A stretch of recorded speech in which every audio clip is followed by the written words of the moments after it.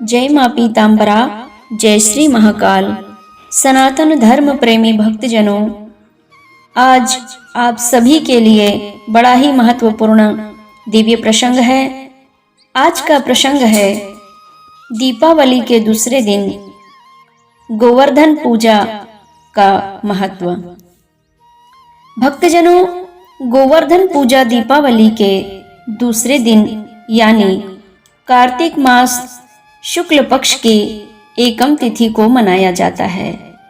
भक्तजनों, प्राचीन मान्यताओं के अनुसार इस दिन सनातन धर्म प्रेमी भक्तों का बड़ा ही परम पतित और पावन प्रिय त्योहार होता है। भक्तजनों, इस गोवर्धन पूजा के दिन ही बलि पूजा, अन्नकूट पूजा, गोवर्धन पूजा बहुत ही हर्षोल्लास के साथ मनाया जाता है और हम सभी को बड़े ही हर्षोल्लास के साथ यह पावन त्योहार को मनाना चाहिए। किसान जन भी इस दिन अन्नकूट के नाम से अपने खेती का उगाया हुआ अनाज से ढेर बनाकर यानी रास बनाकर के पूजन भी करें और पूजन करते समय भगवान श्री कृष्ण का ध्यान भी करें और मन में यह मंत्र भी बोलें, ओम नमो भगवते वासुदेवाय नमः। इस मंत्र का उच्चारण करते हुए अन्न से बने हुए ढेर का पूजन भी करें। भक्तजनों, गोवर्धन पूजा के दिन गौ पूजन का भी विशेष महत्व है। प्रातःकाल स्वयं स्नान करके इस दिन गौ माता को प्रातःकाल स्नान कराकर और माँ को सुंदर सजाकर फूलों का हार बनाकर सुंदर सुंदर मालाएं अर्पित करके उनके सींगों को सुंदर रंगाकर घी लगाकर और माँ भगवती गौ माता का पूजन अर्चन करें। इस दिन गौ माता को दाल चावल की खिचड़ी बनाकर खिलावें और साथ में गुड़ भी खिलावें। हो सके तो गौ माता जिस पात्र में भोजन कर रही है उस पात्र से थोड़ी सी खीर या गुड़ निकालकर आप भी सेवन कर लें। इससे आपके भीतर उत्पन्न हो रहे समस्त विकारों का खंडन होता है। गोवर्धन पूजा के दिन गौ के गोबर से ऊंचे ऊंचे पर्वत जैसा गोधन बनावें और इस पर्वत के बीच में भगवान श्री कृष्ण का मूर्ति भी रखना चाहिए। कुछ कृष्ण भक्त इस दिन भगवान श्री कृष्ण का चित्र भी बना देते हैं गोबर से और उसमें भगवान श्री कृष्ण का ध्यान चिंतन करते हैं। और हम सभी को इसी प्रकार गौ के गोबर में भगवान श्री कृष्ण का मूर्ति स्वरूप का ध्यान चिंतन मनन करना चाहिए। कुछ भक्त गोवर्धन पर्वत में लेटे हुए मनुष्य का चित्र गोबर से बनाते हैं।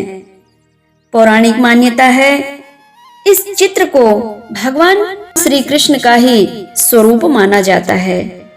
इस चित्र की नाभि में गहरा आकार बनाकर घी का दीपक रखा जाता है। उसी दीपक में जलते हुए दीप में भगवान श्री कृष्ण का आत्म ज्योति स्वरूप का दर्शन कर प्रणाम करके पुष्प धूप दीप नैवेद्य अर्पण करते हैं। दूध दही घी का भोग लगाकर भगवान श्री कृष्ण का पूजन करते हैं। उसी गोवर्धन के आसपास प्रतिदिन 7 परिक्रमा लगाने का भी विधान है, क्योंकि यह गोवर्धन पूजा 7 दिन की होती है और वह 7 दिन इसीलिए होती है क्योंकि भगवान श्री कृष्ण ने इसी दिन देवराज इंद्र का मान भंग किया था, अहंकार को चूर चूर किया था।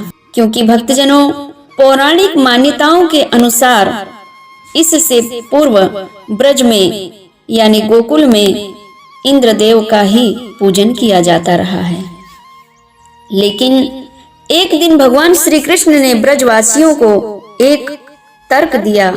कहा, इंद्र से हमें कोई लाभ नहीं होता है और वर्षा करना तो इंद्र का कर्तव्य है और वो अपना कर्तव्य कर रहे हैं और वे अपने कर्तव्य का पालन करते ही रहेंगे। गौ हमारी माता है और उनके गोबर से यह पर्यावरण पेड़ पौधे का संरक्षण होता है और इन्हीं पेड़ पौधों से हमारी प्राणवायु भी शुद्ध होती है। इसीलिए हमें इंद्र की पूजन नहीं बल्कि गोवर्धन पर्वत की हम सभी को पूजा करनी चाहिए। भगवान कृष्ण के वचन ब्रजवासियों को, गोकुलवासियों को भा गए और वो इंद्रदेव का पूजन ना करके गोवर्धन पूजा करने लगे। यह संदेश जब देवराज इंद्र को मिला, वे अत्यंत क्रोधित होकर ब्रजवासियों, गोकुलवासियों पर जमकर वर्षा करने का प्रयास करने लगे। इतनी वर्षा की, इतनी घनघोर मूसलाधार वर्षा किया कि पानी घुटनों से ऊपर गले तक आने लगा। तभी भगवान श्री कृष्ण ने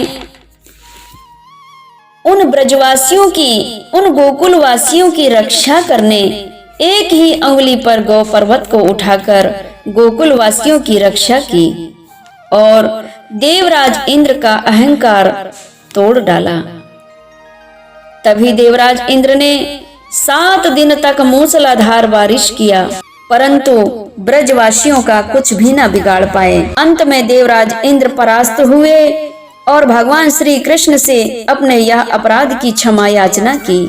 तभी से सनातन धर्म प्रेमी भक्तजन देवराज इंद्र का पूजन ना करके गौ पर्वत का पूजन करते हैं, भगवान कृष्ण का पूजन करते हैं। और हम सभी सनातन धर्म प्रेमी नर नारी भक्तजनों को दीपावली के दूसरे दिन गौ पर्वत, गोवर्धन पर्वत की पूजन करना चाहिए।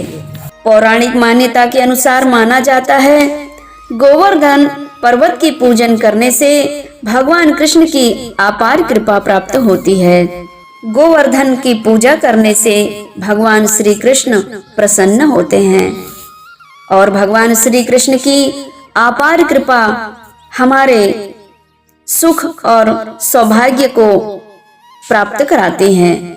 और गौ के गोबर को पेड़ों पौधों पर डालने से हमारा पर्यावरण भी शुद्ध होता है और हमारी प्राणवायु भी शुद्ध होती है, जिससे आज हम बोल पा रहे, चल पा रहे हैं, देख पा रहे हैं, सुन पा रहे हैं और हम जीवित रह पा रहे हैं। आज के प्रसंग में बस इतना ही। जय मां पीतांबरा, जय श्री महाकाल।